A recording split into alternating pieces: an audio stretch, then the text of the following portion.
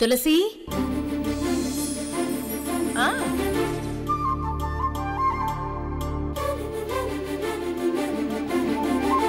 నా యువానికి శిక్ష పడేలా చేసి నా జీవితంలో సంతోషాన్ని తుడిచిపెట్టేసిన నువ్వు నాకెప్పటికీ శత్రువే. ఈ నందిని పగలో నీ కుటుంబం కుమిలిపోవాలి. నీ కడుపున పుట్టిన పాపానికి నీ ఒక్కో కొడుకు విలవిల్లాడాలి. నీ కుటుంబం మొత్తానికి మనశ్శాంతి లేకుండా చేస్తాను.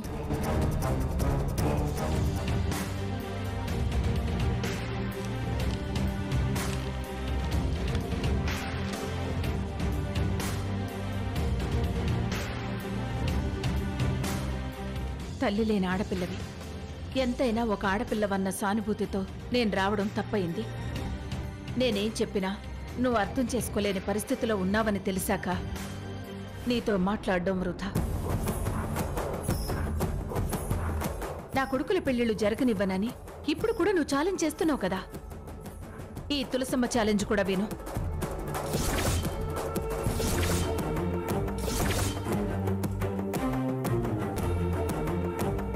నీ డబ్బుతో పొగరుతో నీకున్న పలుకుబడితో నువ్వెన్ని ప్రయత్నాలైనా చేసుకో. నేను పెట్టిన ముహూర్తాలకే నా కొడుకుల పెళ్లిళ్లు జరుగుతాయి.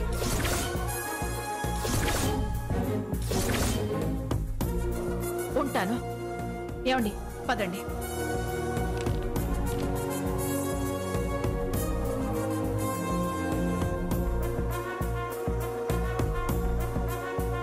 జరగనివ్వను.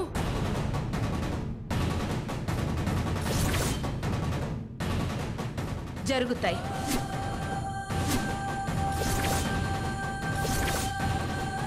దిగ్విజయంగా జరిపిస్తాను. ఆశీర్వదించడానికి ఎలాగూ నీకు అర్హత లేదు. కళ్ళారా కన్నుల పండుగ చూడాలనుకుంటే రా. శుభలేఖ అందుకోకపోయినా నా మొదటి ఆహ్వానంలో మార్పు లేదు. రండి.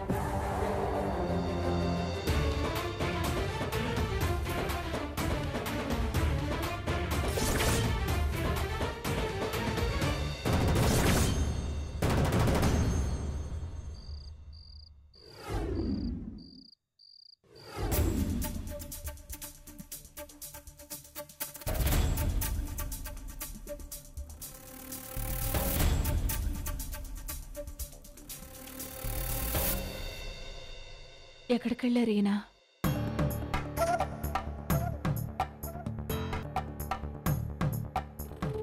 డోర్ తీసుంది. ఏమండి? ఏమండి?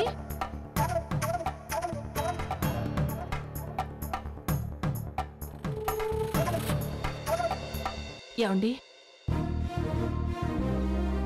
తులసి, ఏంటండి నిద్ర పట్టట్లేదా?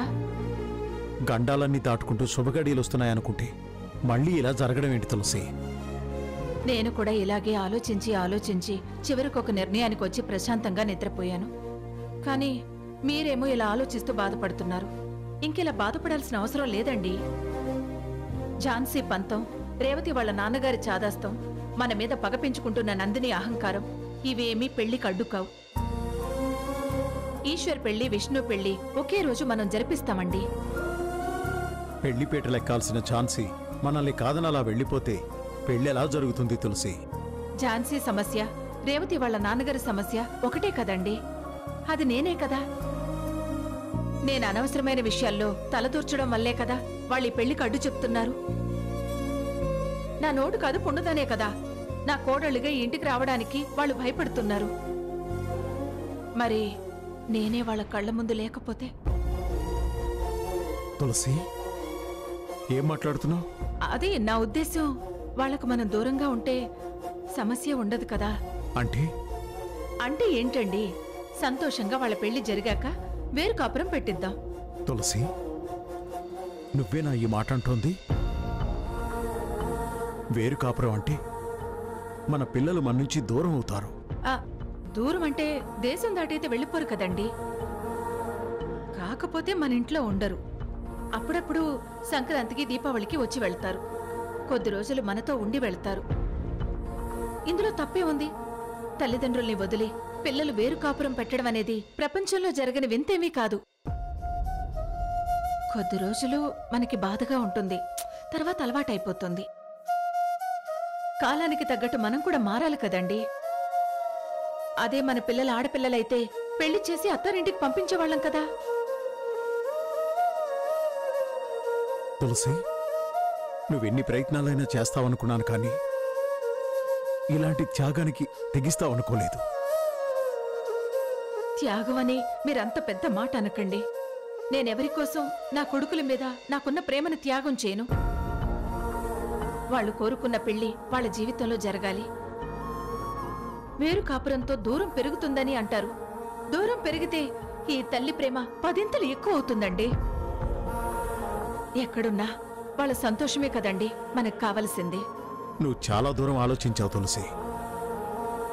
ఈ వేరు కాపురం విషయం రేవతి వాళ్ళ అమ్మా నాన్నగారితో మాట్లాడతావు సరే, మరి ఝాన్సీ విషయం అలా కాదు కదా. ఝాన్సీతో కూడా మాట్లాడతానండి. రేవతి వాళ్ళ అమ్మా నాన్నల్ని ఒప్పించడం తేలిక అవ్వచ్చేమో, కానీ ఝాన్సీని ఒప్పించడం చాలా కష్టం అవుతుంది. ఎందుకంటే ఝాన్సీకి నీ నోరు మాత్రమే కాదు శత్రువు. నందిని కాబోయే భర్తకి నువ్వు శిక్ష పడేలా చేయడం, ప్రత్యక్షంగానూ పరోక్షంగానూ ఝాన్సీకి నువ్వు శత్రువు అవడం, ఇవన్నీ మనసులో పెట్టుకొని ఆ రోజు మన ఇంటికొచ్చి ఝాన్సీ ఈ పెళ్లి చేసుకోనని చెప్పింది. ఇంటి కోడలిగా రానని చెప్పి వెళ్ళిపోయింది. ఇంత కోపం పెంచుకున్న మనిషిని ఎలా ఒప్పిస్తావు తులసి? ఏమండి, ఏదైనా వెళ్ళి మాట్లాడితేనే కదా తెలుస్తుంది. మాట్లాడకముందే ఇవన్నీ ఎందుకు? మనం మన పిల్లల మంచిగా కోరుతున్నాం, అంతా మంచి జరుగుతుంది. రండి, ప్రశాంతంగా పడుకుందాం. అరే రండి రండి.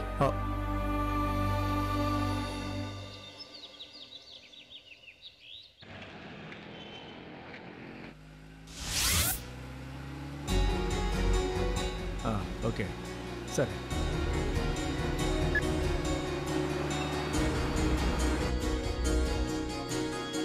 లక్ష్మి, నువ్వు ఈ గోవర్ధన్ రావు కూతురివి.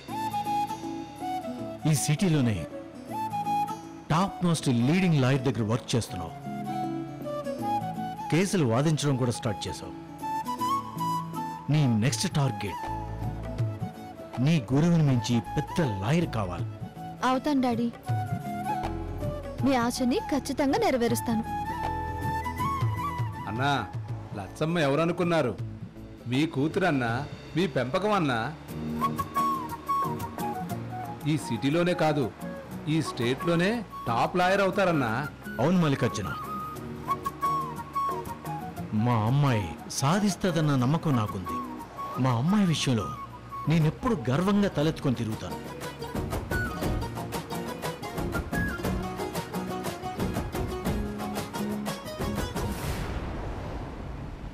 అన్నట్టు లక్ష్మి, నువ్వు కోర్టుకు వెళ్ళడానికి ఇంకా ఎంత టైం ఉంది?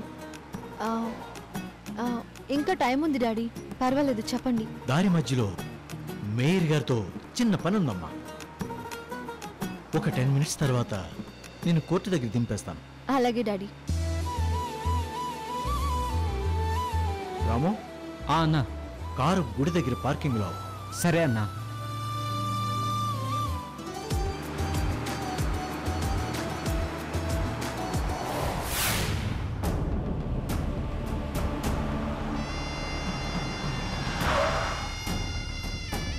ఏమైంది?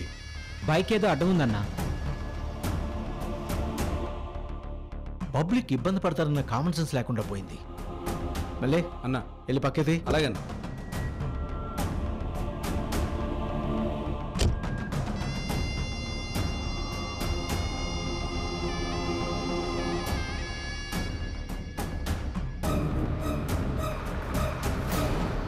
నా బైక్ లాగేస్తున్నాడు.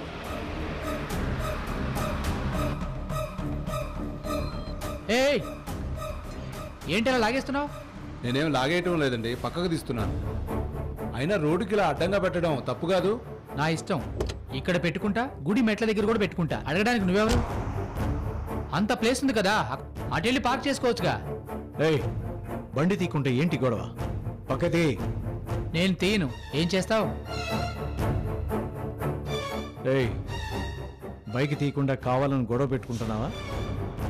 నీకు అసలు కామన్ సెన్స్ లేదా? ఏమండి నోటికి వచ్చినట్టు మాట్లాడుతున్నారేంటి? మర్యాదగా మాట్లాడండి. కామన్ సెన్స్ లేనివాడివి నీకేంటి ఇచ్చేది మర్యాద? ముందు బైక్ తీ. ఈ కాలం పిల్లలకి అసలు మర్యాద సంస్కారం లేకుండా పోయిందన్నా. ఆ మర్యాద సంస్కారం ఎక్కడుంటాయో చెప్పండి, వెళ్ళి కొనుక్కుంటాను. ఈ రోడ్డు గుడి అంతా మీదేనట్టు రెచ్చిపోయి మాట్లాడుతున్నారేంటి? టైం వేస్ట్ చేసింది చాలక అనవసరంగా నన్ను చాలా ఇరిటేట్ చేస్తున్నావు. బైక్ తీస్తావా లేదా? నేను తీయనండి, తీయను. ఏం చేస్తారు? అంకుల్ అంకుల్ అంకుల్ అంకుల్ ఆగండి ఆగండి, నేను మాట్లాడతాను. రే పెద్దవాళ్ళతో ఏంట్రా గొడవ? బైక్ అడ్డంగా పెట్టి మా మీద గొడవ చేస్తున్నాడు బాబు. రే బైక్ ఇవ్వు. పార్కింగ్కి బైక్ అడ్డం పెట్టడమే తప్పు, మళ్ళీ గొడవ పడడం ఇంకా పెద్ద తప్పు. ముందు సార్కి సారీ చెప్పరా. నేను చెప్పను, పోరా. రే రే రే పెద్దవాళ్ళని గౌరవించడం నేర్చుకోరా. సారీ అంకుల్, వాడి తరపున నేను సారీ చెప్తున్నాను. I'm extremely sorry uncle. మీరు వెళ్ళండి ప్లీజ్ ప్లీజ్. బైక్ నేను తీస్తాను.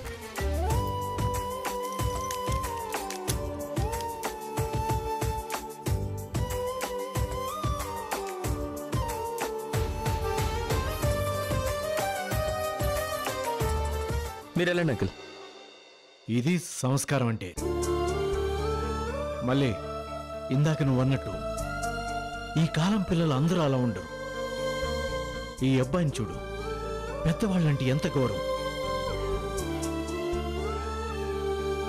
బాబు నువ్వు ఎవరో గాని బాగా తెలిసిన అబ్బాయిలాగా అనిపిస్తున్నావు.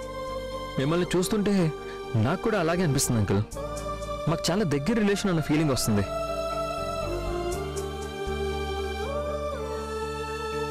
కొందరు చూస్తుంటే అలానే అనిపిస్తుంది. Very good, good gentleman. Thank you uncle. మీరు ఎక్కడికో వెళ్తున్నట్టున్నారు, వెళ్ళండి uncle. Once again I'm sorry. It's okay.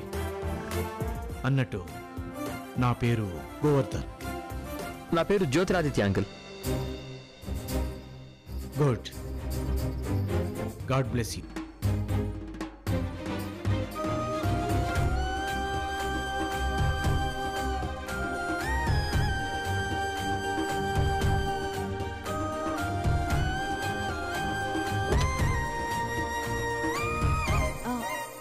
ఎవరు డాడీ? ఎవడోనమ్మా, కామన్ సెన్స్ లేని యూస్లెస్ ఫెలో. చిన్నతనం పెద్దతనం లేకుండా వాగాడు. అదిగో అబ్బాయిని చూడు, వెరీ గుడ్ జెంటిల్మ్యాన్. వాళ్ళ అమ్మ నాన్న ఎవరో గాని చాలా గొప్పగా పెంచారు. రై నువ్వు పోనీ.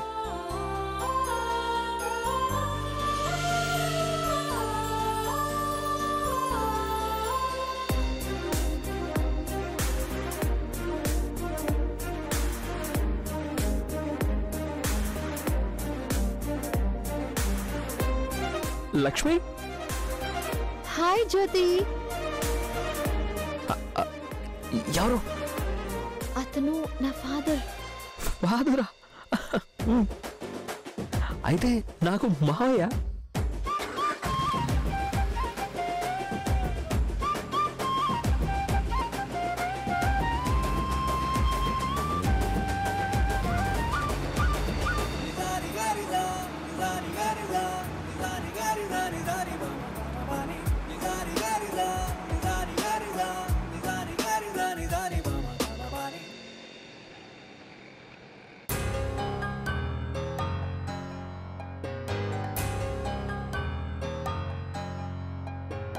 రేవతి రా, లంచ్ ఎద్దుగాని. నాకేం వద్దమ్మా. అదేంటమ్మా, ఎందుకొద్దు? తను ఇష్టపడిన వాడిని మనం కావాలని అవమానించామని నిరాహార దీక్ష చేస్తుందనుకుంటా. చేయని కోపాలు పంతాలు మనకే ఉంటాయి. తల్లిదండ్రులు ఎప్పుడు మంచి ఆలోచిస్తారని తనకి ఇప్పుడు తెలియదే. అంతా మంచి జరుగుతుందన్నయ్య గారు.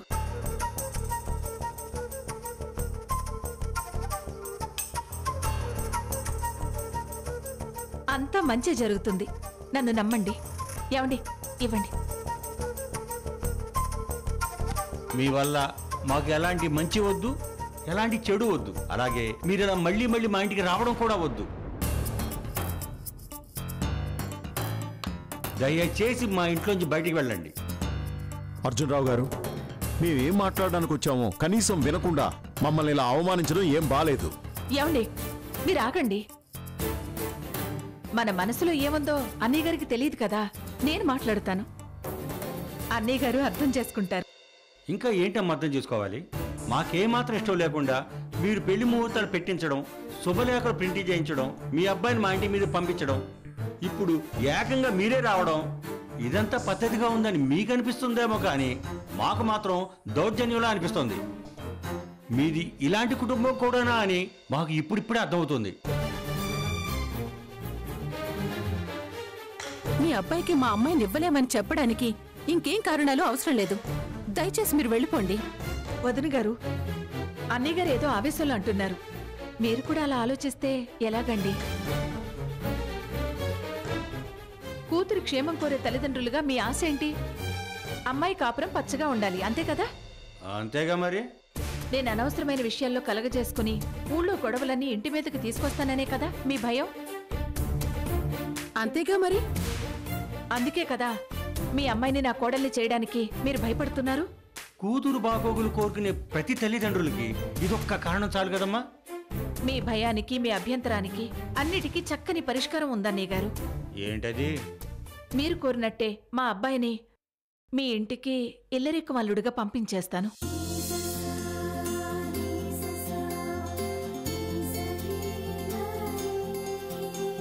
మా విష్ణు ఇల్లరికం వచ్చినా, వేరు కాపురం పెట్టి నాకు దూరంగా ఉన్నా మీకెలాంటి అభ్యంతరం లేదు కదా?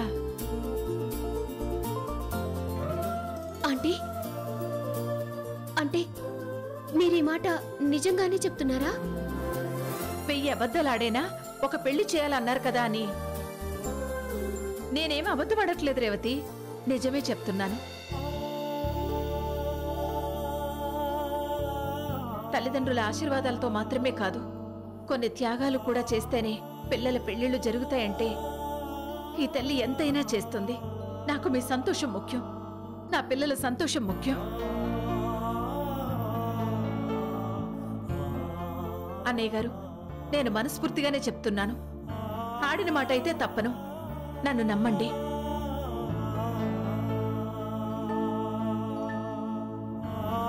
నా కళ్ల ముందు ఎవరికైనా అన్యాయం జరుగుతుందంటే అది నేను తట్టుకోలేను. అది నా బలహీనత. నా బలహీనతని నాతోనే ఉండనివ్వండి. నా వల్ల మీ అమ్మాయికి ఎలాంటి ఇబ్బంది కలగదు. నేనున్న చోటుకి మీ అమ్మాయి రావాల్సిన అవసరమే లేదు. అంకుల్, మీ అమ్మాయే తన కోడలు కావాలని ఆంటీ ఎందుకు ఇంత పట్టుదలగా ఉన్నారో తెలుసా? ఇది ఈవిడ పంతం కాదు, మీ అమ్మాయి విష్ణు మీద పెట్టుకున్న ప్రేమ కూడా కారణమే. ఒకరినొకరు ఎంతగా ప్రేమించుకున్నా వాళ్ళని ఒకటి చేయాలన్న ఆశ కూడా ఉంది. పైగా ఆంటీకి తన 3 పిల్లలంటే ప్రాణం.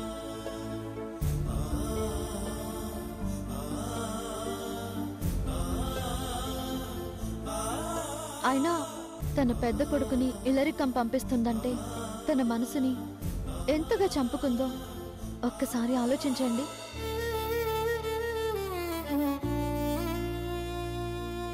విష్ణుని కాదని మీ అమ్మాయి మరో పెళ్లి చేసుకుని సంతోషంగా ఉండగలదా? ఉండలేదు. అమ్మగా, అత్తయ్యగా అన్నీ ఆలోచించే ఆంటీ ఈ నిర్ణయానికి వచ్చారు. ఇప్పుడు కూడా మీరు ఈ పెళ్లికి ఒప్పుకోకపోతే మీ అమ్మాయికి మీరు చాలా ద్రోహం చేసిన వాళ్ళు అవుతారు.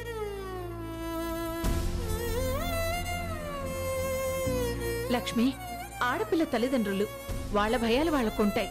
అన్నీ ఆలోచించుకునే వాళ్ళ నిర్ణయం వాళ్ళని చెప్పనివ్వు.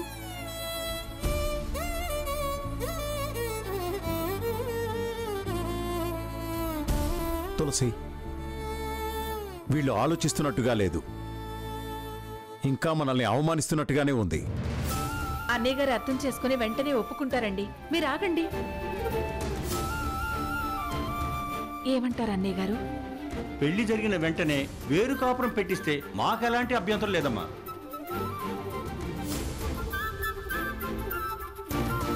తరువాత మీకు మీ అబ్బాయికి మధ్య ఎలాంటి సత్సంబంధాలు ఉండకూడదు.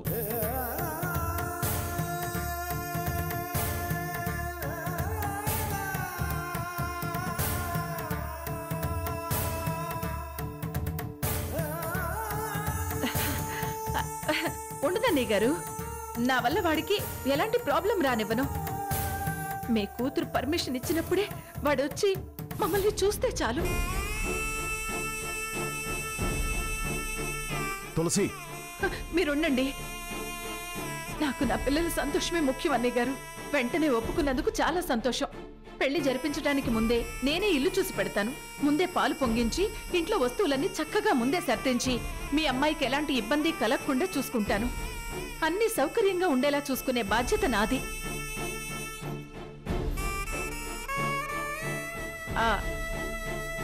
తర్వాత ఓ చిన్న విషయం.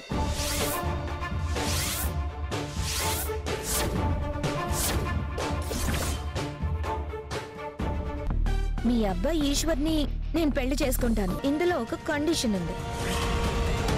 ఈ కండిషన్ కి మీరు ఒప్పుకుంటేనే నేను ఈశ్వర్ని పెళ్లి చేసుకుంటాను. మా పెళ్లికి మీరు ఇంట్లో గాని మండపంలో గాని ఉండకూడదు. అసలు ఈ ఊళ్ళోనే ఉండకూడదు.